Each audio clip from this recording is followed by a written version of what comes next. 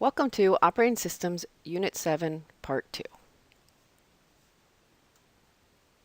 I'm going to talk about threads. What are threads? What is the difference between a process and a thread? And a little bit about different threading models. So what is a thread? Well, you might want to say it's a lightweight process, but the truth is that a thread does not exist without a process. So a thread is actually a unit of execution of a process. So here's an overview of what multi-threaded processes would look like. A process that does not use multiple threads, it is like the figure on the left. It's just one thread of execution. Most modern operating systems and applications are multi-threaded. For example, if you have your word processor, you could have one thread that is doing a spell check, another thread reading from the keyboard, another thread putting an image onto getting the image and putting it onto the document, etc. So the way it works is that when you have a multi-threaded application, you can, if one thread is like loading an image and that takes some time, you can still continue to do your typing and editing because the entire process doesn't have to block, just the one thread has to block to finish its task. So there are a lot of reasons to use multi-threaded applications. And this is just again, this is an overview of what I just said. And when your process creates a new thread in a multi-threaded application, what happens is the operating system needs to then give resources to that thread. So as the application creates a new thread, it needs to be mapped. That would be a user thread. It needs to be mapped to what's called a kernel thread, and the kernel thread is where you get the resource from the operating system. So here are the benefits of threading. You can be more responsive. Well, like I just said, if one thread blocks, the rest of the process doesn't need to block.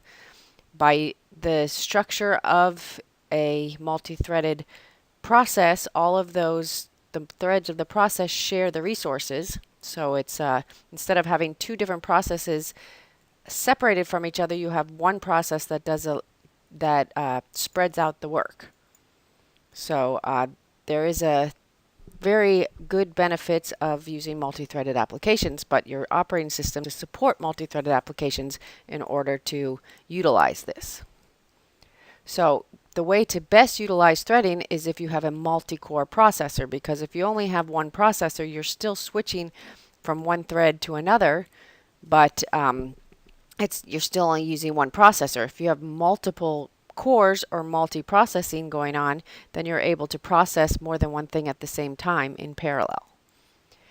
So here's a figure which shows the difference between, if you look at the top figure, this is concurrency. Now still you're switching between the threads and it seems like they're all going at the same time, but the truth is they're not actually running in parallel unless you have multiple cores. So to utilize the full multi-threaded concept, it works better with multiple cores. So there are user threads and there are kernel threads. So when an application is created, if it's a multi-threaded application, if the operating system does not support threading, it doesn't really do any good. Then it will still act as a single-threaded process because the threads still have to be mapped to one kernel thread. But if the operating system supports threading, which most modern operating systems and modern processes are multi-threaded, then you can utilize the full benefit of multi-threaded applications. So the way that you map, what happens is as soon as a process creates a new thread or an additional thread, it needs to get assigned resources from the kernel. So the kernel needs to then create what's called a kernel thread, or the ability to provide resources for this thread that's been created by the process. And the ways that you can map your user threads to kernel threads are the following mappings: many-to-one, one-to-one, many-to-many, and two-level. And what this indicates is many-to-one means you map all of your threads in your user process all get mapped to one kernel thread. So this is not utilizing the benefits of threading. One-to-one means that every time you create a user thread, you get a kernel thread. And this is very good, except it can exhaust the resources in the system. Many-to-many requires management on the part of the operating system, because what it means is you give more user threads to less kernel threads, which would not exhaust resources as quickly, but there needs to be management on taking a thread away from a user, taking a kernel thread away from a user thread and switching it.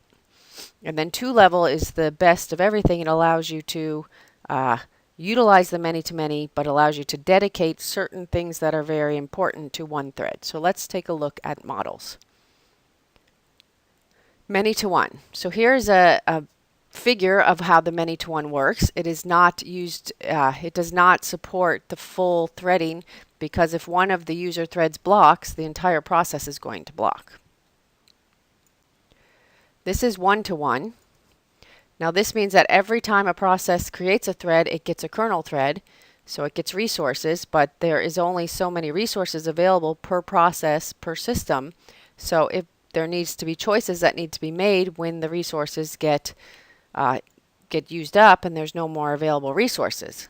So the way to deal with that would be to use many-to-many. Instead of every time you create a thread, you continue to get your kernel threads until those that have been allocated to the process are used up, in which case then you will need to, when a new user thread is created, you need to select a kernel thread and take it, and share, and take it away from one of the other user threads.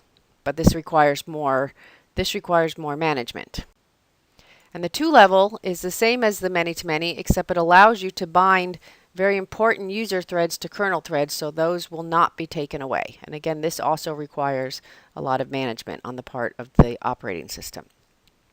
Now, I was talking before about what happens when you have too many threads. There's a thing called thread pools, which means that the operating system has so many threads available, and then decisions need to be made if you exhaust the number of threads that have been available.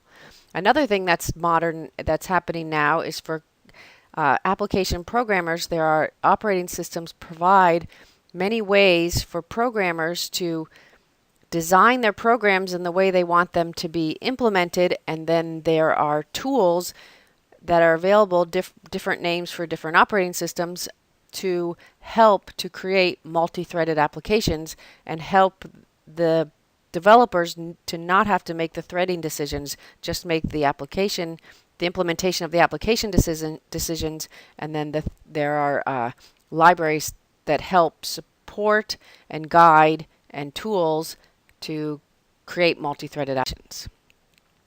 So these are some of these tools. There's thread pools, OpenMP, and Grand Central Dispatch are to name a few. So please take a look at these slides and read about them, and take a look at your case study and read about the different tools that are available and for your operating system case study, and include that in your exercise. So thank you very much, and I will be talking to you again soon.